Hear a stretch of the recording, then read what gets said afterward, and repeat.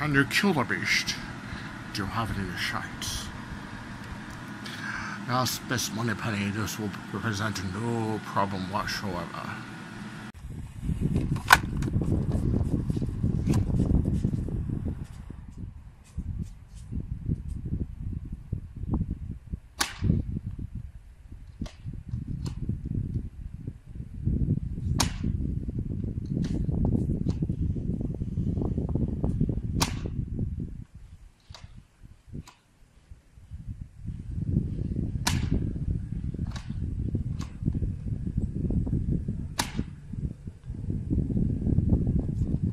Let's go check it out.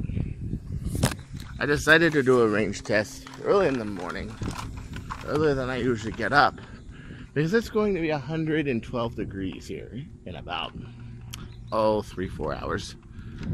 So this is bone stock Omega kit, 16 kilograms, and anyone who's fired this blaster, this should give you a pretty good idea on how far this block is. And when you see me hit the driveway all the way over there with a tuned barrel, yeah, now there's a couple of issues. One is there's a bone stock Omega kit, 16K jet spring bone stock barrel, and these are elite foam, which are actually bigger than my ACCs, which is why one reason I made these darts is because I knew I was getting this kit. But still, yeah, so this should give you a relative example that this is a pretty far distance. A lot of people don't realize it until they're on my block and they go, my God, down your block is so far. This is about 175 feet right here. That's in front of my house. Yeah. That's pretty good. It's adequately powerful for what it is. Out of the box, this blaster is adequately powerful.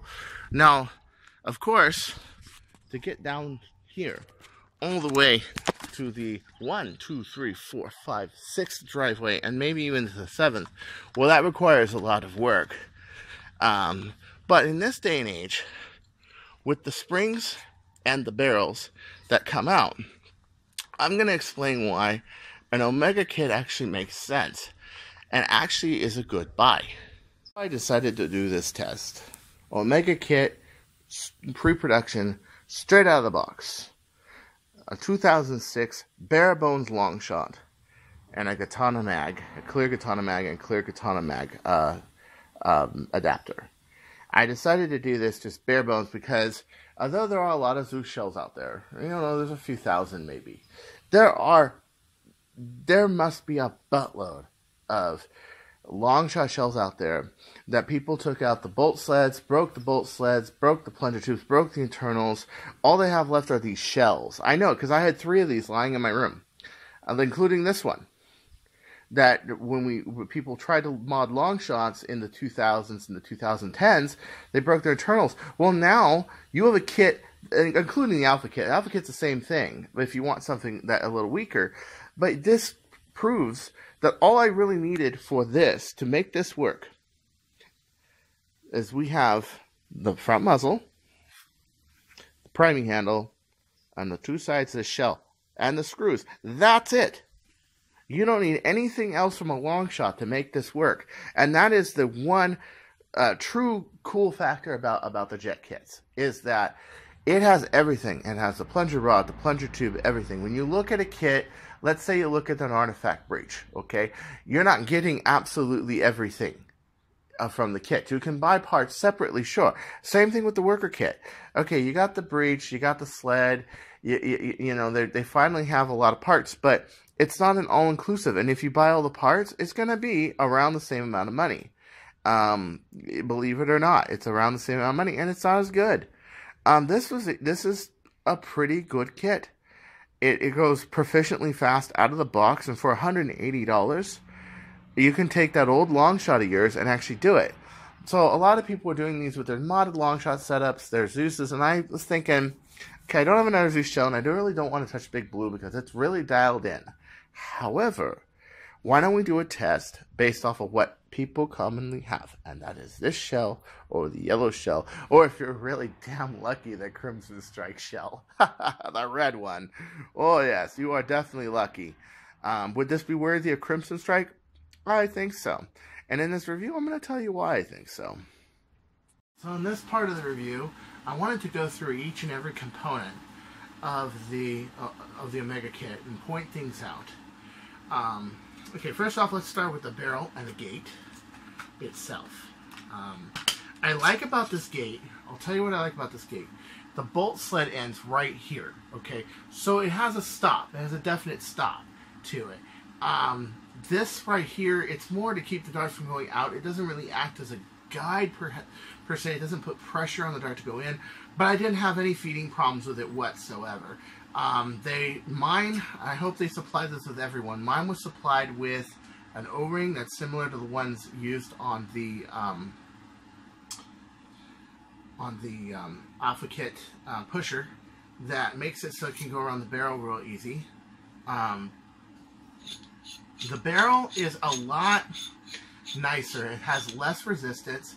I think it has more scatter. In Southern California, it has more scatter. But I can tell that in like a moist climate like Singapore, it would be better than a tighter barrel. Yes, I will agree with that. I'm looking down at, I don't see any extrusion marks, which is good. Extrusion marks is because usually your barrels are extruded. That means they go out of a machine that takes like hot aluminum and poops it out like that. And usually what you'll see is a bunch of rings on the inside. They did a much nicer job with the barrels this time around, and it looks really good. You can see a total mirror finish down the whole thing. It means that there's no short of valley problem with their barrels, which is good. It just fits Elite foam. I had to make special darts that work with Elite foam. These would probably be better for worker foam because it would have a little more grab to them. You can also use the Alpha barrel if you want. Or you can do what I did and actually use an Omni barrel to sleeve it, like I did. This is my barrel I made. When I get the Zeus, I'm going to use this barrel right here. Let me unthread it from this. This is called a Swan barrel. So, customization is very much possible, even beyond what you get. And I honestly can say that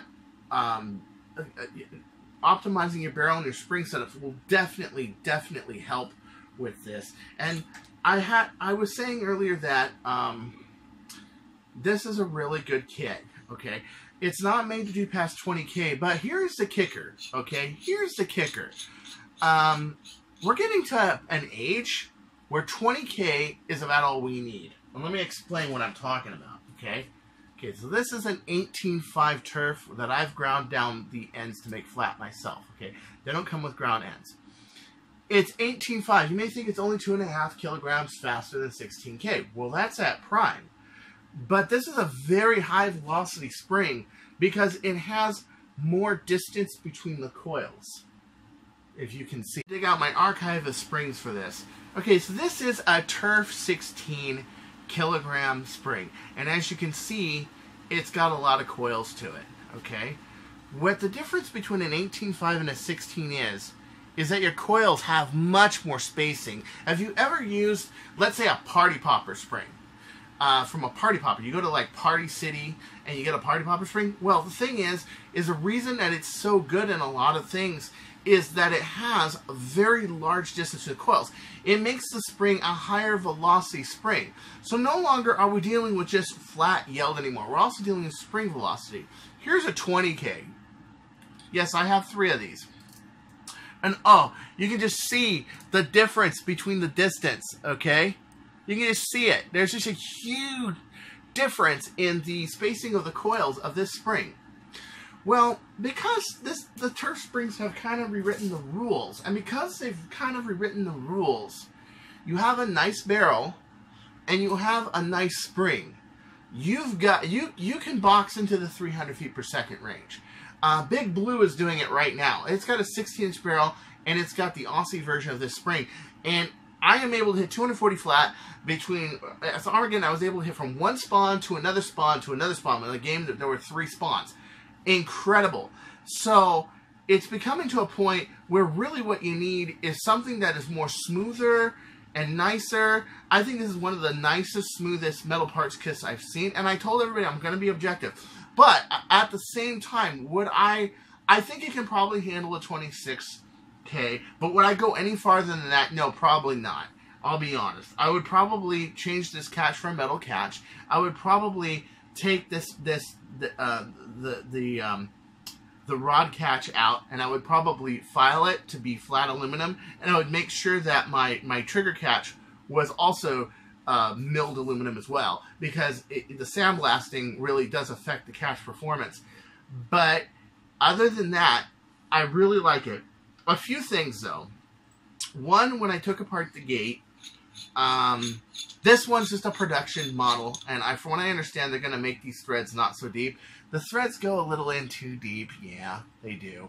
In other words, my threads here, okay, but they stop way back here, okay? I've got about 3/8 of an inch more thread than I need. But it seems to feed just fine. It seems to perform just fine. The other thing is this tab is a little flimsy, okay? And if you want to secure this, using some thread lock or something would really help you. But I like the tab. I like the fact it keeps the darts from going over it if you have a loose mag setup or whatever. And it happens. I've seen people do it. It's rare, but it happens. I do like the overall feel of the prime of this. It's very smooth. It's very solid. Okay, so now we're going to take out the bolt assembly itself. I'm going to take out the katana mag. Now, this, I think one of the reasons why it's so smooth, other than the fact I use a lot of silicone grease, as you can see, and by the way, this comes with silicone grease, my package did at least, is it doesn't have this T. On a lot of your sleds, you have a little notch that goes about 1 millimeter up down the whole thing. This is where the end of the shell stops. Now, when you're side priming it, think about it. If you have a surface here and here, it's going to drag here. Does this make the sled maybe a little weaker? Yes. But if you're optimizing it for an 18.5 to shoot over 300 feet per second, and by the way, that's all you need with an optimized barrel. And we'll get into that in a second, that you don't need to customize it and go gun-ho like I do. Because new barrels are coming of age, okay? They are indeed. By doing this, what it does, I believe, is it brings down the amount of total drag. And it makes it so I can one-hand prime this. I have not seen a kit that I have been able to one-hand prime, and it was one with a sled had a tail on it, since the Unleash Massacre kit back in 2012, 2013-ish. Okay? I have not seen that in a long damn time. Okay? And I really, I just love the fact that I can one-hand prime this thing. I don't need an SGG. Now, I might need one when I go 18.5. We'll see. But just that it can do it out of the box, it's shooting in the 240 foot per second range, which what the outdoor range also indicated. It's about 240 feet per second, which really tells you that when I'm shooting down the block and I'm hitting way over, that I'm flying well over the 300 feet per second range when I'm battling. And my stuff is, yes, been told by many, overkill. So now we're going to take this apart right here. And here is the carbon graphite into this. This was done a little different than the way Roboman or Spencerworks did it. Okay? This has a screw that goes into here, no threads up to here. Then this rod catch threads, which I found was very interesting. And then you can lock it up with a bolt. Because you have two things that are threaded now, this isn't going to slip on me. It gave me a lot more confidence when I saw this. A lot more, okay? But, yeah, you know, is it a copy of Roboman stuff? I just say it was, maybe it was inspired, but it's not the same. The way Roboman does this, he machines marks ends, he glues in epoxy into there and there. Is it the same kind of product? Yes, but it's done differently. I like both takes, but this is a really interesting way of doing a lightened rod, because the rod has a lot of reciprocating mass. If that's a solid piece of aluminum, it is. But what I like here is these tabs. Oh, that's so cool, right? So I don't want to have to take this rod apart every single time, okay? So what do I do? What can I do about that? Well, gosh, guys at Jet came up with this awesome idea. Boom. Bam. And bam, dude, I just liberated the whole setup. Look at that, man. Look at that. There it is right there. I was kind of worried that this wasn't going to be cut straight, so this would be off. But no, it looks true. If you look at my original opening video, you may notice I was turning this going, is that straight? Oh, that is straight. Wow. So the cuts here are straight. But let me tell you the word of warning I wanted to say in the video. I'll say it now. Carbon graphite is very, it's strong stuff. It's great stuff. But it is fragile. At a certain point, it's extremely strong, but it's like cast iron. Once you get to a certain point, it will break. Be sure not to over-tighten this. I think if you're careful, you'll be fine.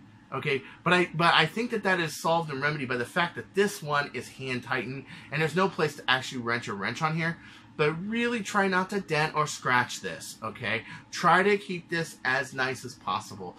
Graphite is strong stuff, but like every other material, it's not freaking adamantium. It's not some you know, fabled comic book metal, okay?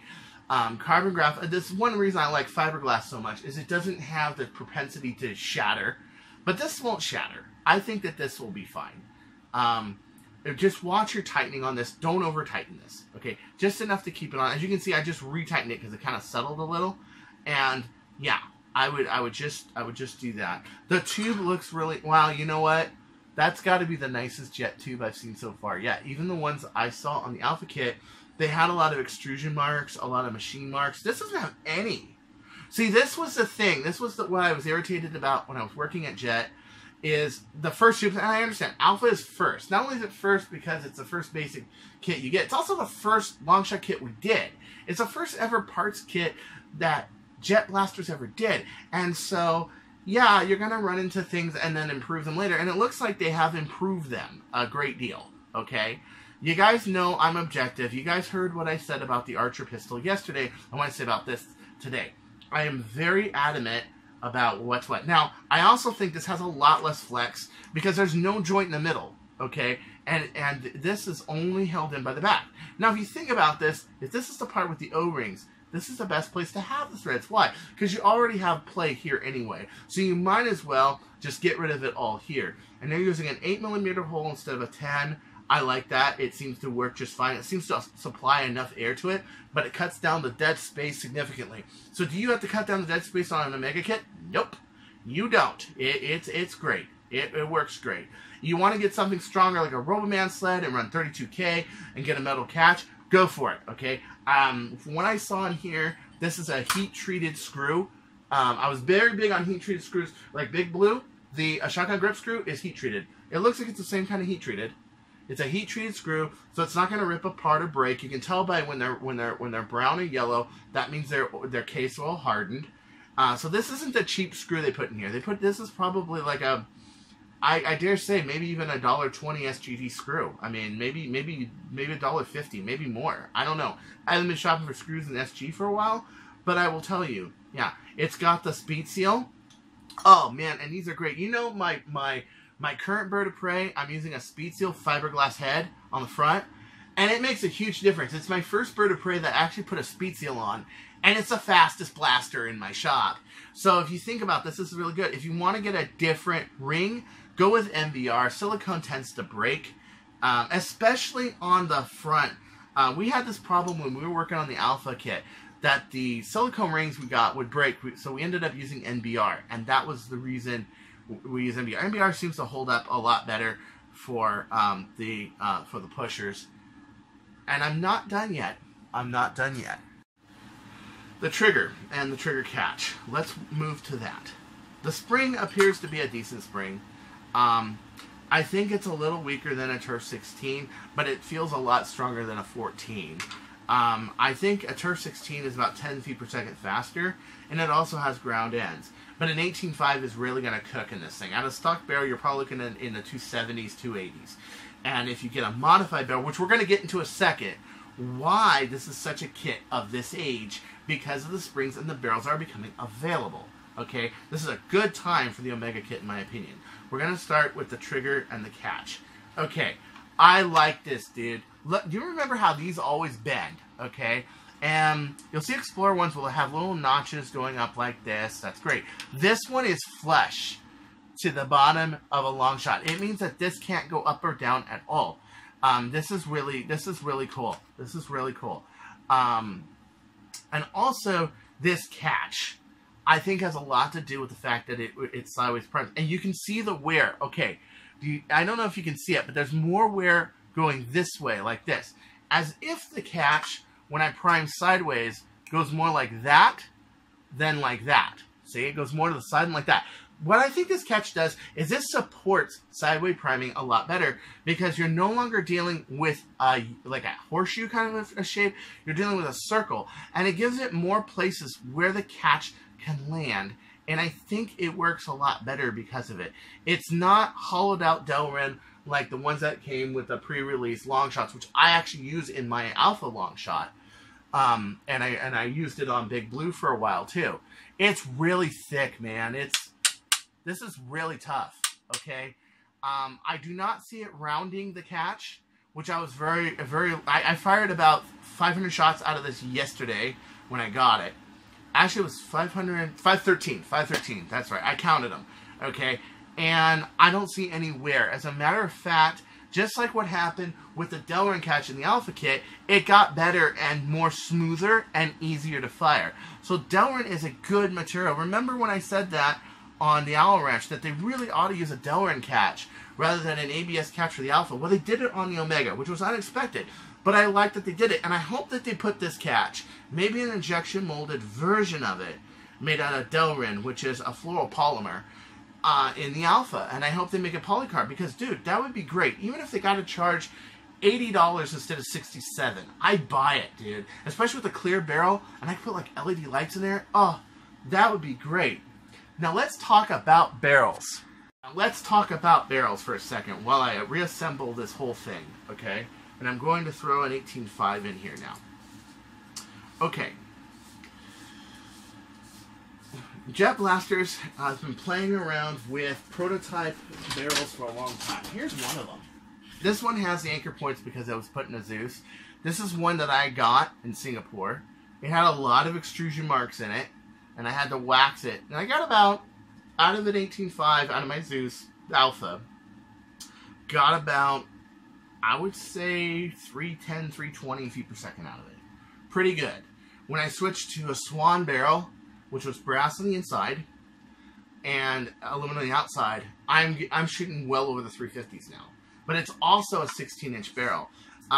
If the barrel quality remains like I see here, without the extrusion marks, with the nice crowning and everything else, without the sandblasting on the inside, you could be looking at some really good high velocities, because even my Swan barrels are only 503 brass. This is 512 inner diameter or 13. So it has a lot less drag to it. And you guys might like it, you might not like it. I like tighter barrels myself, but that is a matter of preference. For the general public, 13 is the best. I will be honest. 13 is the best for the general public. It's not my cup of tea, but then again, I'm trying to shoot at people from 60, 70 yards. Most people aren't doing that. Most people, especially Singapore, are close range players. They're close quarters combat. So I can't put myself in everybody's shoes. That wouldn't be fair, and that wouldn't be right. I sometimes do it on accident. I'm sorry, guys. I don't mean to. Okay, so here's an 18.5. I'm going to put this in, right? So I'm going to put the bottom one in first. I might have it wrong. I may have to put the top one in first, but I've been doing it bottom first and it's been working. Okay, I hold this down like this. I put this in like so. I lock the two. Dude, look at that. Boom, boom. I don't have to unscrew the plunger or anything. It can stay in one piece. This is a really good revolution. I like this idea. It's one of the original ideas that's on the Omega kit that I really, really like and enjoy. And I know I don't change springs all that much. Usually I stick with the same thing because I want to keep consistent grouping. And I want to keep consistent ranges, especially when I'm aiming at stuff far away, which I often do.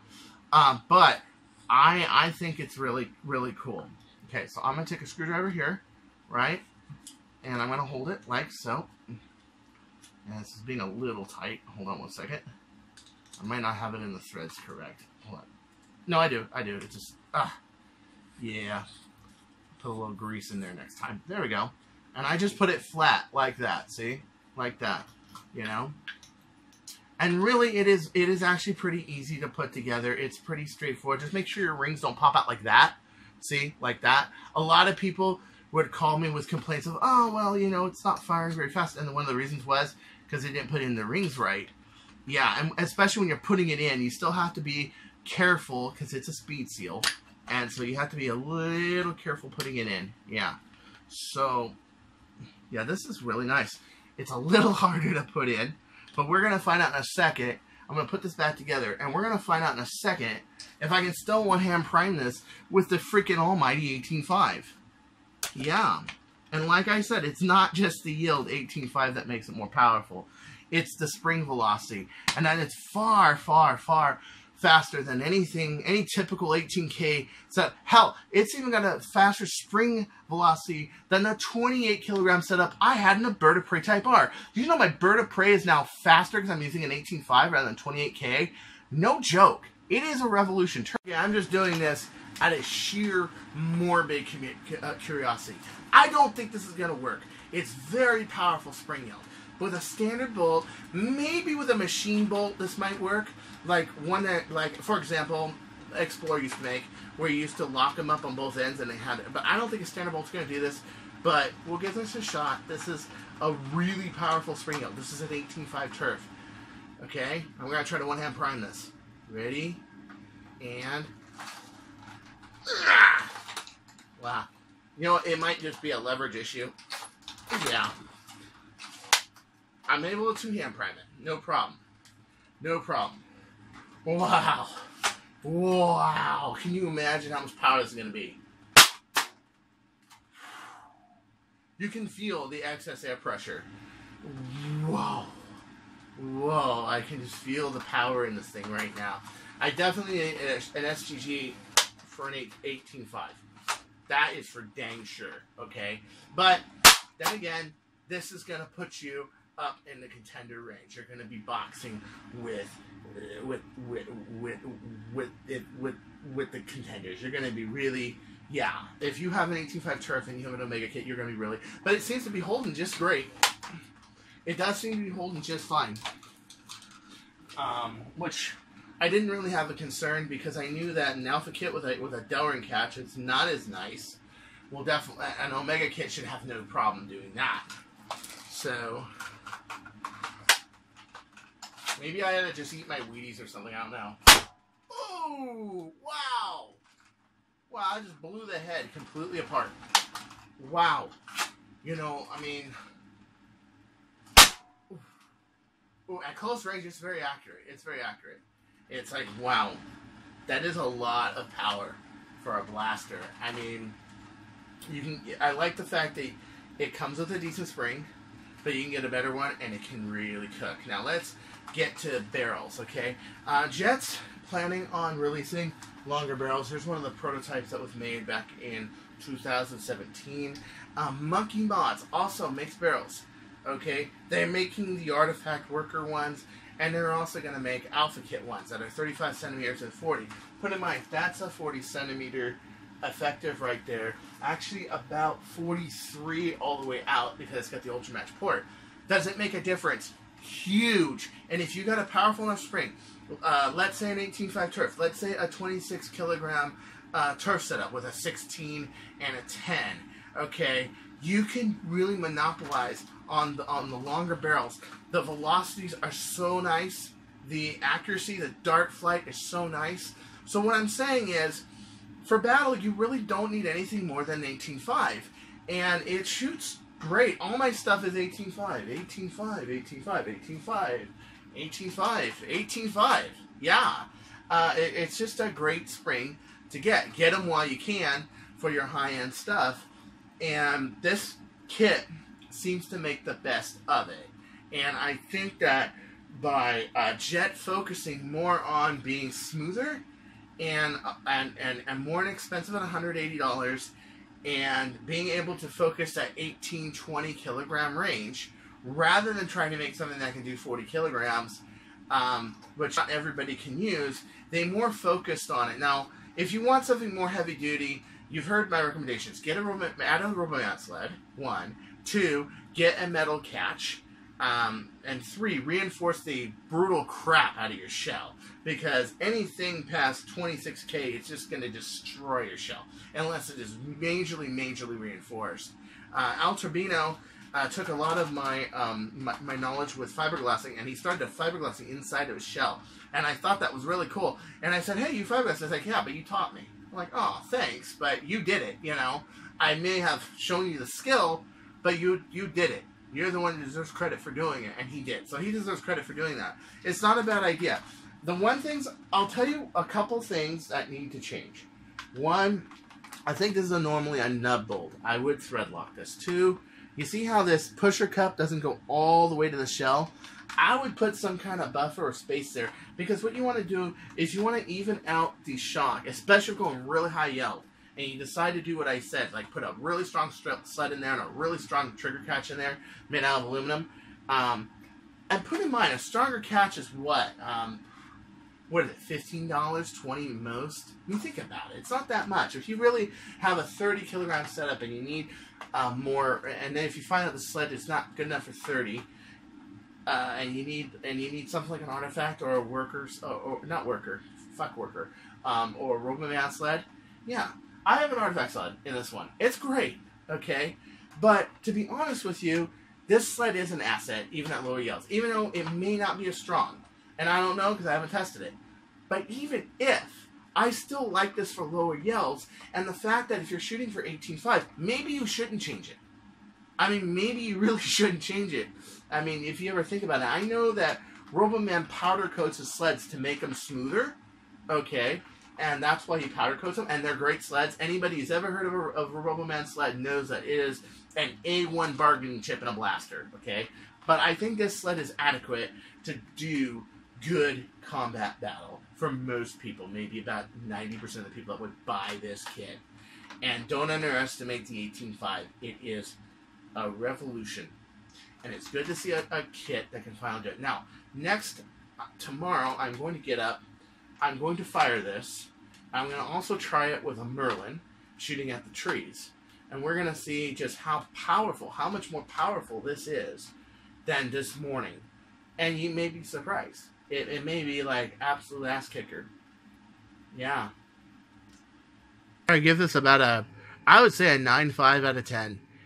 The only things I would make it a less of is, well, I wish that the cup was a little closer to those stays so it would absorb it a little better. I wish the guide was a little bit closer to the dart as it went in. And the threads need to be cleaned up. But again, they're changing that for the production version. However, it feeds great. It fires great. It is great. Okay? It is a really good kit for the money. And like I said, you might not need anything more than this. So anybody who says, oh, well, the sled is not as strong as this, or it has more flex than this, or really think about this, guys. It is good. It is great. And I can't think of, for $180, I mean, shit, for a really strong sled, people spend like $100 for a sled. I mean, for $180, this is incredible. And I like this rounded trigger. Oh, feel that. Oh, because the one on Big Blue is one of the prototype triggers that was square aluminum, all sandblasted. See? Yeah. So it's like really sharp. They got rid of that. This I actually do get marks from this when I play. So this is Big Blue. This is the other one I'm talking about. This is the Metal Alpha Kit prototype right here. This is what I usually roll with for a long-range long shot when I'm not using my pistols or I'm not using a chrono mag. Okay, but this thing is a major asset. I'm going to shoot some long-range stuff tomorrow. I'm going to shoot with a Merlin and other things and really show you that a barrel can really bring out this kit. Not just a spring, but a barrel. And that maybe you should consider spring and barrel long before you consider sled or catch. Because quite frankly, they could be good enough for what you're doing. I think this is excellent. I love how smooth this whole thing looks. And I'm unbiased. I really do think this is a good kit. If it was shit, I would tell you it's shit, man. I would tell you it's terrible. I would tell you it's shit. Some people think it should cost less. Some people think this and that. And there are lots of opinions around. But dude, my opinion is my own. And I'm telling you, I like this. This is really cool. So until next time, this is Chris Cartea saying, don't you go changing, or I'll fucking find you. Take care.